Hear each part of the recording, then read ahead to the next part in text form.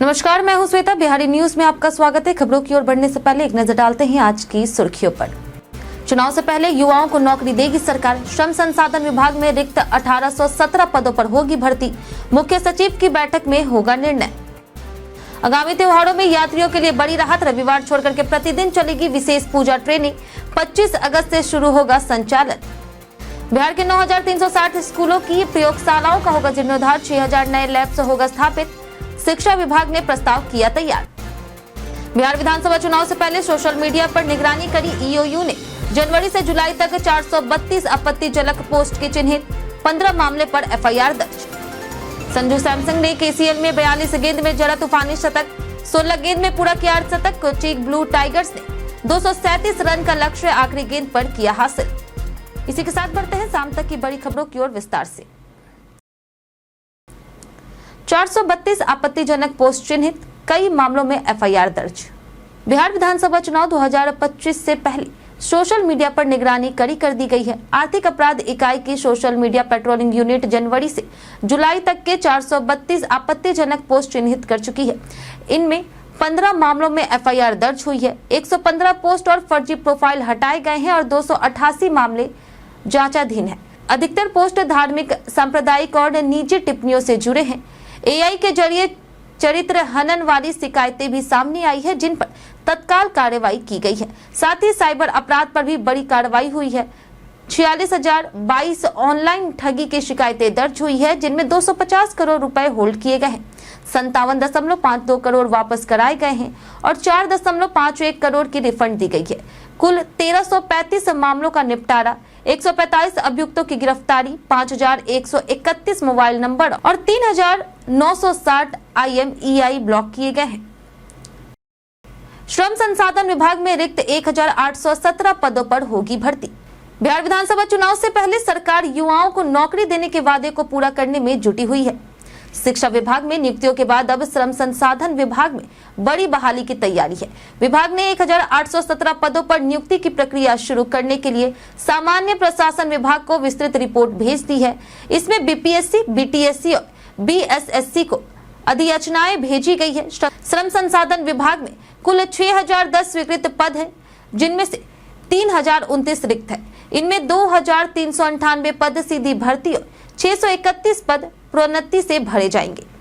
सबसे अधिक 869 पद व्यवसाय अनुदेशक के हैं, जबकि लिपिक के 317, कार्यालय परिचारी के 203, उपप्राचार्य के 126, भोजशाला सहायक कारीगर के 84 और फार्मासिस्ट के 46 पद खाली हैं। अंतिम निर्णय मुख्य सचिव की अध्यक्षता में होने वाली बैठक में लिया जाएगा, जिसके बाद आवेदन प्रक्रिया शुरू होगी। बिहार की सब्जियां पहुंची दुबई, अब नेपाल, सिंगापुर की तैयारी। बिहार के किसानों की उगाई गई सब्जी अब अंतर्राष्ट्रीय बाजारों में पहुंच रही। हाल ही में 1500 किलो सब्जियों का ट्रायल शिपमेंट दुबई के लुलु मॉल में भेजा गया है, जिसके बाद नेपाल और सिंगापुर को भी निर्यात की तैयारी हो रही। इससे किसानों की आय में वृद्धि की उम्मीद है। सहकारिता विभाग तरकारी ब्रांड के तहत सब्जियों की बिक्री कर रहा और अगस्त 2025 तक 1.04 लाख मीट्रिक टन सब्जी की बिक्री से 178 करोड़ रुपए का टर्नओवर हुआ है। किसानों के लिए तरकारी ऐप भी विकसित किया गया है। राज्य में त्रिस्तरीय सहकारी संरचना के तहत 527 प्रखंड स्तरीय समितियां गठित की गई है, जिनसे अब तक 49,000 किसान जुड़े हैं। इन समितियों में सब्जी हाट, कोल्ड स्टोरेज, ग्रेडिंग शेड और प्रबंधन सुविधाओं का विकास किया जा रहा है। सहकारी संघ पूरे प्रसंस्करण और विपणन तंत्र का संचालन करेगा। रविवार छोड़कर प्रतिदिन चलेगी विशेष पूजा ट्रेनें। त्योहार में बढ़ती यात्राओं की भीड़ को देखते हुए पूर्व मध्य रेलवे ने पूजा स्पेशल ट्रेनों का संचालन शुरू किया है। यह ट्रेनें 25 अगस्त से 29 नवंबर तक प्रतिदिन चलेगी, सिवाय रविवार के। बक्सर, किऊल और दानापुर झाझा रूट पर इनका परिचालन होगा। वहीं बक्सर से किऊल पूजा स्पेशल सुबह 5:40 में चलेगी और वापसी दोपहर 2:40 में होगी। वहीं झाझा से दानापुर पूजा स्पेशल सुबह 4 बजे चलेगी और वापसी शाम 5:25 में होगी। वहीं पटना, आरा, बख्तियारपुर, मोकामा जैसे प्रमुख स्टेशनों पर इनका ठहराव होगा। रेलवे का मानना है कि दुर्गा पूजा, दशहरा, दीपावली और छठ पर यात्रियों की भारी भीड़ रहती है। ऐसे में यह ट्रेनें हजारों लोगों को राहत देगी। यात्रियों से समय पर टिकट बुक करने की अपील की गई है। साथ ही रेलवे स्टेशनों पर अतिरिक्त सुरक्षा और सुविधाओं के इंतजाम किए जाएंगे ताकि यात्रा सुगम और सुरक्षित हो सके। पटना में बदले पुलिस अधिकारियों के मोबाइल नंबर।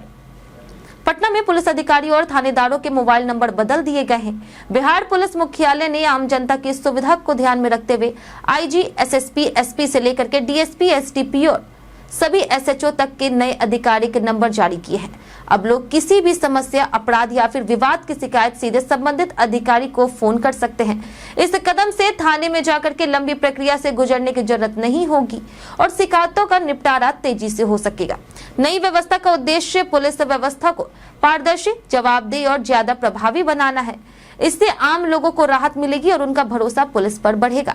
यह पहल कानून व्यवस्था को और मजबूत करने तथा पुलिस और जनता के बीच सीधा संवाद स्थापित करने की दिशा में अहम मानी जा रही। बिहार के 9,360 स्कूलों की प्रयोगशालाओं का होगा जीर्णोद्धार।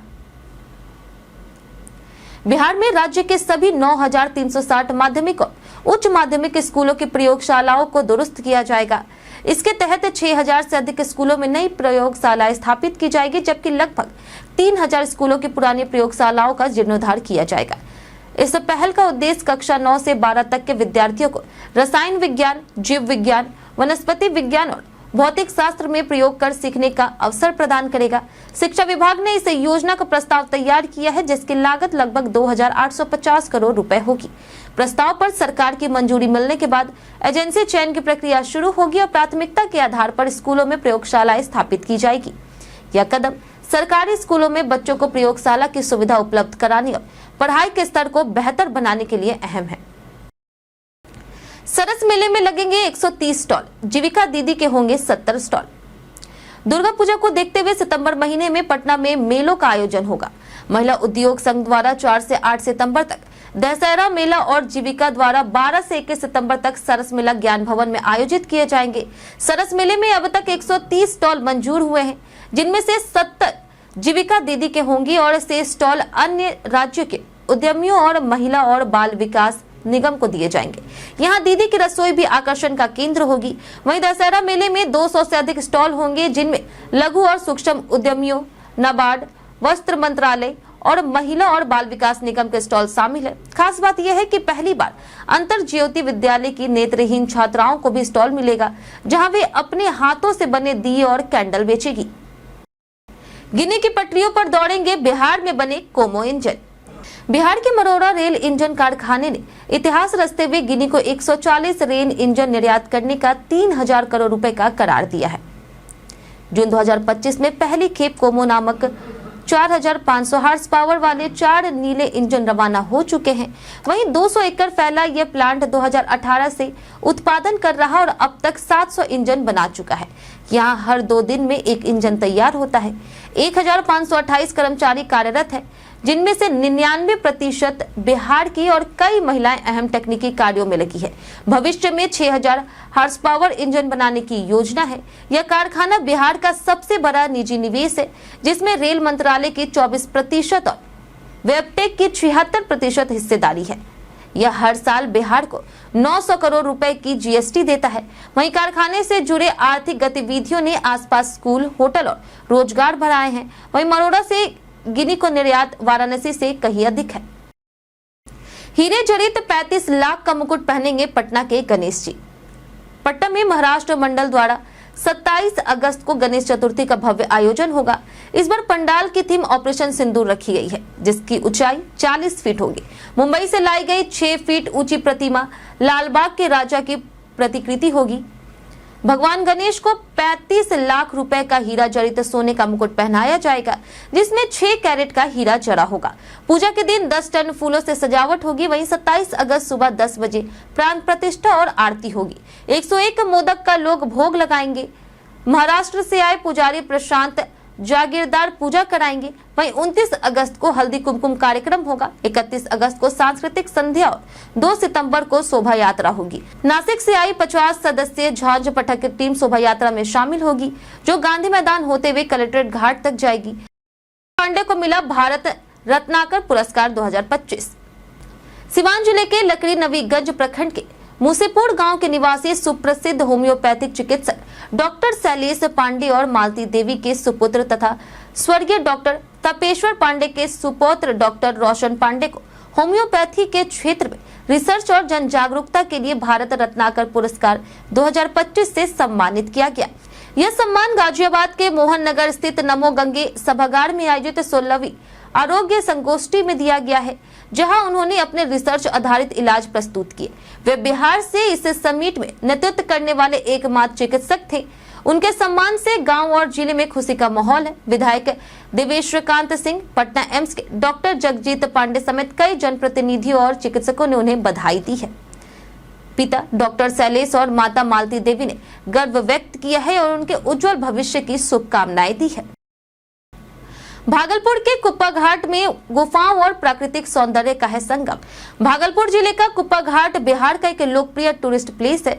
यहाँ की ऐतिहासिक गुफा और प्राकृतिक खूबसूरती लोगों को बेहद आकर्षित करती है। माना जाता है कि यहीं पर परमहंस जी महाराज ने तपस्या कर सत्य की प्राप्ति की थी। उनकी समाधि स्थल भी यही स्थित है, जिसे नए रूप में विकसित किया जा रहा। गुफा काफी पौराणिक मानी जाती है और इसमें 5 द्वार है जो अलग अलग स्थानों से जुड़े बताए जाते हैं। इतिहासकारों का मानना है कि यह गुफा राजा महाराजाओं के समय की बनी हुई है, जिसके रास्ते मुंगेर किला, कर्णगढ़ और गंगा तक निकलते हैं। गुफा और आश्रम गंगा किनारे बराड़ी थाना क्षेत्र में स्थित है। यहाँ दूर दराज से पर्यटक आते हैं और प्राकृतिक सौंदर्य का आनंद उठाते हैं। स्टेशन या फिर तिलका मांझी चौक से आसानी से कुप्पा घाट पहुंचा जा सकता है। 400 से अधिक चालकों ने किया हड़ताल, डायल 112 सेवा हुई प्रभावित। पटना में सोमवार को डायल 112 की सेवा पूरी तरह से ठप हो गई है, क्योंकि इसके सभी चालक अपनी मांगों को लेकर के 2 दिवसीय हड़ताल पर चले गए हैं। इस हड़ताल के कारण जिले के 124 पीसीआर वाहन बेकार पड़ी है और 400 से अधिक चालक ड्यूटी पर अनुपस्थित रहे। चालक संघ का कहना है कि 2022 में बहाली के समय उन्हें 25,000 रुपए मासिक वेतन और कई सुविधाओं का आश्वासन मिला था, लेकिन अब तक केवल 750 रुपए वृद्धि हुई है। महिला चालकों को लंबी ड्यूटी और बच्चों के साथ काम करने के लिए मजबूर किया जा रहा। संघ के मुख्य मांगे पहचान पत्र, नियुक्ति पत्र, स्थानांतरण भत्ता, समान वेतन, साप्ताहिक अवकाश, संगठन बनाने की अनुमति, राज्य कर्मी दर्जा और अन्य राज्यों के अनुरूप वेतनमान लागू करना है। हड़ताल से आपातकालीन सेवाओं पर गंभीर असर पड़ा और प्रशासन की प्रतिक्रिया नहीं मिली। नीतीश कुमार ने पटना 4 लेन सड़क का किया शिलान्यास। पटना में सरपेंटाइन नाले के ऊपर 4 लेन सड़क का निर्माण कार्य शुरू किया जाएगा। मुख्यमंत्री नीतीश कुमार ने आज इसका शिलान्यास किया। पटेल गोलंबर से अटल पथ तक बनेगी यह सड़क 860 मीटर लंबी और 18 मीटर चौड़ी होगी, जिसे जुलाई 2027 तक पूरा करने का लक्ष्य है। इसके अलावा मंदिरी नाले पर निर्माणाधीन 4 लेन सड़क को जेपी गंगा पथ से जोड़ने के लिए 600 मीटर लंबा संपर्क मार्ग तैयार किया जाएगा। इन परियोजनाओं से शहर में सचिवालय, एयरपोर्ट और इको पार्क तक आने जाने में सुविधा होगी। जेपी गंगा पथ पर पार्किंग की व्यवस्था भी होगी, जिसमें 4000 कार और 13,000 दोपहिया वाहन खड़े किए जा सकेंगे। वहीं 7 किलोमीटर के गंगा पथ समग्र उद्यान में river front, open green, food court, महिला हाट, साइकिल ट्रैक और पैदल पथ विकसित होंगे, जिससे पर्यटन और सामाजिक गतिविधियों को बढ़ावा मिलेगा। हरतालिका तीज पर प्रियंका गांधी का बिहार दौरा, महिलाओं पर होगा फोकस। कांग्रेस और आरजेडी गठबंधन वोटर अधिकार यात्रा निकाल रहा, जिसमें तेजस्वी यादव और राहुल गांधी प्राइम फेस बने हैं। इसी क्रम में 26 और 27 अगस्त को कांग्रेस महासचिव प्रियंका गांधी भी बिहार दौरे पर रहेगी। वह 26 अगस्त को सुपौल में यात्रा करेगी और 27 अगस्त को सीतामढ़ी जाकर के जानकी मंदिर में पूजा करेगी। खास बात यह है कि उनका यह दौरा हरतालिका तीज के दिन हो रहा, जब सुहागिन महिलाएं व्रत रखती है। माना जा रहा है कि प्रियंका गांधी इस अवसर पर महिलाओं के बीच जाकर के आधी आबादी को साधने का प्रयास करेगी। उनका दौरा उत्तर बिहार के एनडीए गढ़ में है, जिससे कांग्रेस महिला वोटरों को आकर्षित कर कमजोर करने की रणनीति मानी जा रही। लोकसभा चुनाव की तरह अब विधानसभा चुनाव में भी महिला वोट कांग्रेस और आरजेडी के लिए निर्णायक हो सकते हैं। संजू सैमसन ने केसीएल में जड़ा तूफानी शतक। पहले केरल क्रिकेट लीग यानी कि केसीएल में संजू सैमसन ने धमाकेदार प्रदर्शन किया। कोची ब्लू टाइगर्स की ओर से ओपनिंग करते हुए संजू ने 42 गेंद में शतक जड़ दिया, जिसमें 14 चौके और 7 छक्के शामिल थे। उन्होंने 16 गेंद में अर्धशतक भी पूरा किया। इस शानदार पारी की मदद से उनकी टीम ने 237 रन का लक्ष्य आखिरी गेंद पर 4 विकेट से पूरा किया। यह केसीएल सीजन का सबसे बड़ा रन चेंज था। संजू का यह प्रदर्शन एशिया कप के लिए उनकी दावेदारी मजबूत करता है।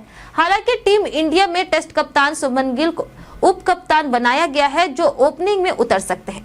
ऐसे में सैमसन को मिडिल ऑर्डर में बल्लेबाजी करनी पड़ सकती है, जहां उनका रिकॉर्ड सीमित रहा। उन्होंने टी20 इंटरनेशनल में मिडिल ऑर्डर में 5 या उससे नीचे सिर्फ 7 पारियों में 93 रन बनाए हैं। बीते दिन हमारे द्वारा पूछे गए सवाल का जवाब आप लोगों में से बहुत लोगों ने हमारे कमेंट बॉक्स सेक्शन में लिख कर दिया है। जिन्होंने हमारे द्वारा पूछे गए सवाल का जवाब दिया उनके नाम है दीपक कुमार, अमन कुमार, संजीव कुमार, आरके कुमार, नंदिनी कुमारी, विभाषा कुमार, सोनू अंजना, राम बाबू दास, रवि मोहन वर्मा, बाबूलाल मरांडी, रफीक अख्तर, उमेश कुमार, नौशाद रजा, विवेक कुमार, धनंजय राय, कुसुम कुमारी, शिवम राज, नरेंद्र कुमार, मोहम्मद सनाउल्ला, अर्जुन राम और रंजीत सिंह। इसी के साथ बढ़ते हैं आज के सवाल की ओर। आज का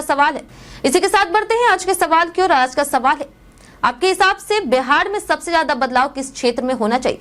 शिक्षा, स्वास्थ्य, बिजली, पानी या रोजगार? आप अपना जवाब हमें हमारे कमेंट सेक्शन में लिखकर जरूर बताएं। आज के लिए इतना ही। बिहार की तमाम खबरों के साथ बने रहने के लिए देखते रहे बिहारी न्यूज। और साथ ही अगर आप यूट्यूब चैनल पर देख रहे हैं तो चैनल को सब्सक्राइब करें, और अगर आप फेसबुक पेज पर देख रहे हैं तो लाइक और फॉलो जरूर करें।